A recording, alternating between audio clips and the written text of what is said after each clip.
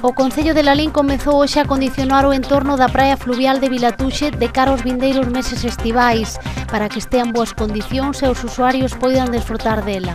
A previsión é que ao longo desta semana queden rematados os traballos e se coloquen as comportas de madeira para encorar a auga na zona da praia fluvial.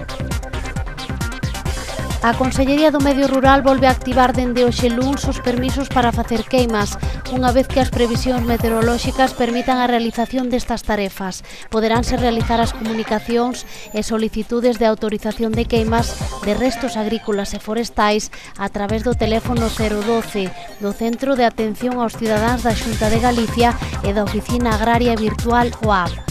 No caso de que as condicións meteorolóxicas se volvan adversas, os permisos de queima quedarán automáticamente anulados.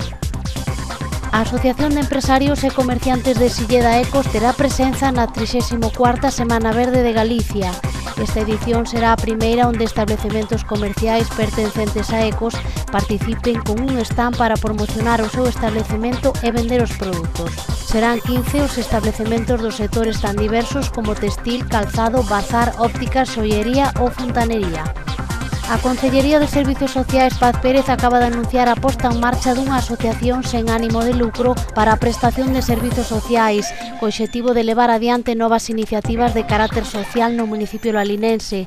Por este motivo, o vindeiro martes ás 9 da noite celebrarás unha xuntanza na nova Casa do Concello para informar a todas aquelas persoas que queiran sumarse a este proxecto, cuxa primeira actividade podería ser a creación dun comedor social.